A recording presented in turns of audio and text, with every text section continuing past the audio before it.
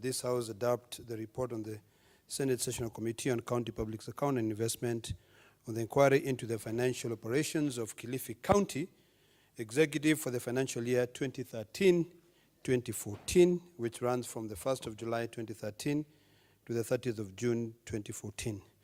Madam Speaker, from the onset, although I'm a member of that committee and I'm seconding the adoption of this report, I am disappointed.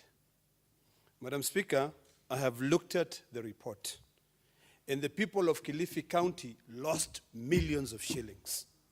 In fact, this report, once adopted, the ESCC should be looking at possible loss of financials of a lot of money from Kilifi County. Madam Speaker, looking at this report, which very able men and women, senators, distinguished senators, unfortunately we only have one of them in our committee now, which is Senator Amatangi. But the list, when you look at, and this is the problem we have when, as the committee, we have to own up to report which was done but was not adopted by the last House. When you look at the men and women who sat in that committee, they are men who I consider men of integrity. But when you look at the final recommendations, Madam Speaker, that they came up with, I wonder why they should not have just recommended that the governor of Kilifi be prosecuted for the loss for misuse of public funds. Madam Speaker, how do you spend 180 million shillings building your residence? How do you spend 50 million shillings remodeling or fixing your office? How do you spend 30 million shillings paying legal fees, yet you're supposed to have a county attorney in that county? Madam Speaker, when you look at the observation of the committee that did its work, they found out that a lot of the transactions which were being carried out in Kilifi were on restricted tendering. When you look at, it is so sad that the people of Kilifi, a very small county, if I must say, when they are supposed to benefit from the money which we send from this House, a huge chunk of money goes towards making the life of a few people look like some demagogues. Madam Speaker, it is sad. It is very, very sad. One of some certain recommendations, and I hope that even the Secretariat should be following up, because one of the recommendations, Madam Speaker, was that the amendment of Section 154(2)(b) of the Public Finance Management Act, that committee, having sat and really deliberated, interviewed, interrogated the governor and the staff, should have ensured that they brought those amendments to this House. It is only good on paper. Madam Speaker,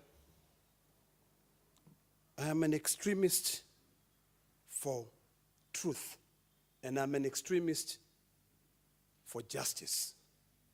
And I find it sad.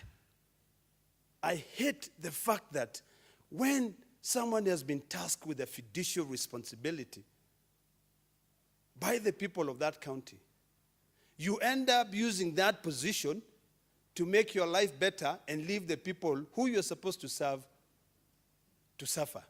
How, Madam Speaker, a total disregard of the rule of law, Public Procurement Act.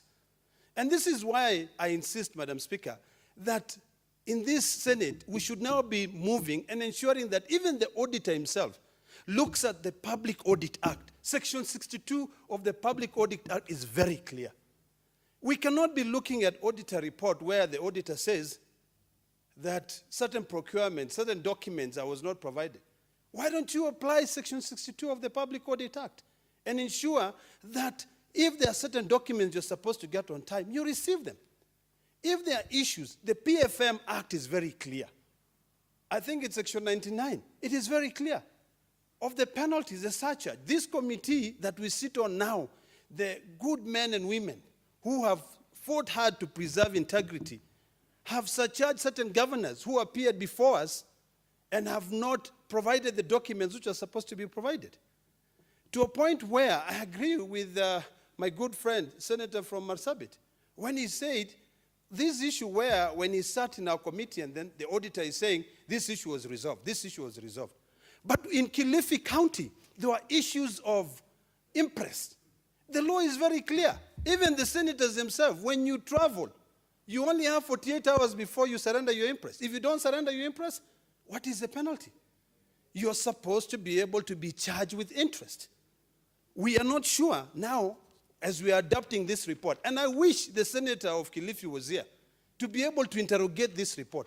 And even before we contribute to this report, I wish that all senators will take time, read the recommendation given by that committee, because there's some serious recommendation here. And I hope that ESCC would pick up, impress, charge interest on market rate from 2014 until now. Do we know whether that money was recovered? Madam Speaker, when we were talking earlier on, and Senator Sakaja brought up an issue and talked about this Senate having a way of oversighting, I'm actually disappointed by this Senate and also the Secretariat, because I started working on a bill 8 months ago on county oversight and public participation bill, which was going to ensure that the senator and the people on the ground work with the Office of the Auditor General, work with the Office of the Control of Budget, and also work with the people on the ground to be able to monitor, to oversee, to see what is going on. When you involve the community on issues that is affecting them, then when the auditor, and I'm not saying the auditor is compromised, but when you read this report and you look at the observation or the auditor query, and then later on you are told they were cleared, that, you know, the committee sat on it and decided, let us clear. You question, was there any element of complicity? Because when you look at this report, and you are told very well that it was restricted tender, what does the law say in terms of restricted tender? Does everything have to be restricted tender? Why is it that in Kilifi County, 90% of all the procurements for that year were on restricted tender? Madam Speaker, I think it is imperative that we look at these reports and we follow through. Because one of the problems that we have in this House is that we do not have an implementation committee.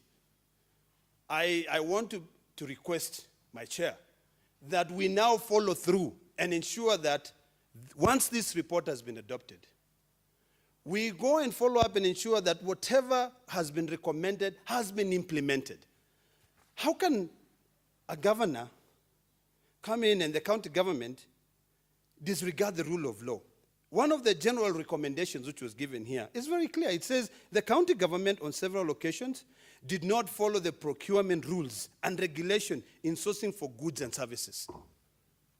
If you don't follow the rule of law, then of course you could be running a kiosk in the name of running a county government. Madam Speaker, when you look at some of the other issues that have really baffled me, and I hope that we will find a way, and also the people of Kilifi can be able to come back and really demand value for money, is that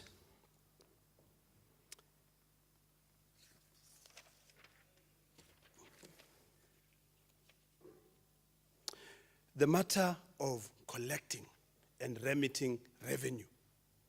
Madam Speaker, and I'm very happy to see that my dear good friend, Senator 0001, has just walked in because he was a member of this committee. And I hope that he can be able to contribute and shed some more light to help us understand how they just let this issue of, Madam Speaker, you need to help me here. Why they never followed through. Because I know they visited Kilifi, but on the issue of revenue collection and remittance. One of the recommendations that they came up is that they wanted a special audit, which had been requested by the county assembly on allegation of revenue collection. The committee should have ensured that they follow through to ensure that that audit has indeed been put in place. it has been carried out to ensure that when revenue is collected on the ground, that revenue is all deposited into the county revenue account to benefit the people of Kilifi. So, Madam Speaker, to say the least, although by default we take ownership being part of that committee now, I'm disappointed with the work which was done by the previous committee. And I hope that ESCC and all other entities should be able to follow through. There's no point of us having a law, yet we cannot be able to implement it fully. Right now, we are here lamenting on the fact that Kenyans are going to be taxed heavily, yet when we are even collecting money to be able to send to the exchequer, we cannot follow through to ensure that every single penny which is collected is actually banked to better those citizens themselves. So this issue of this audit should be done. And if the auditor comes back and say that they have no budget, surely, I think there are certain things that we may have to stop certain projects and ensure that there is a budget to ensure that that audit has been done so that the people of Kilifi do not lose their money. So, Madam Speaker, as I second this report, I hope that on the general observations, and I hope that when this House adopts this report, we can also follow through. And the Senator of Kilifi can follow through.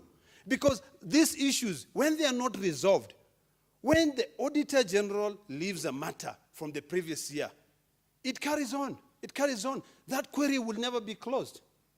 And it is imperative for us to know whether subsequent years, and there's no way, Madam Speaker, you're going to tell me, since 2013,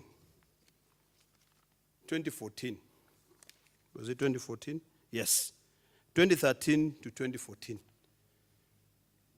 that impress which was given to the staff, since the recommendation of this report was that it must be surrendered, there's no way you're going to tell me that that impress was actually surrendered.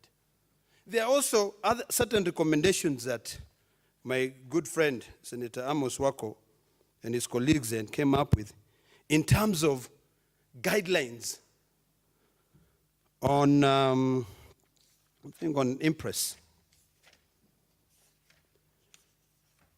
I think those are already in place.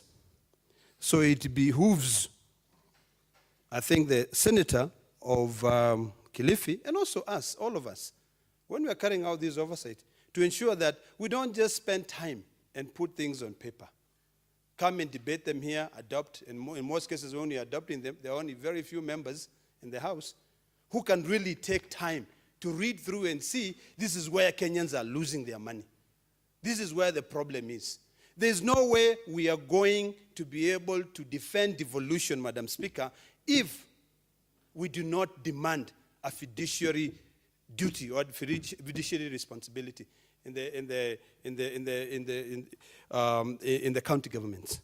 So, Madam Speaker, with those many remarks, I beg to support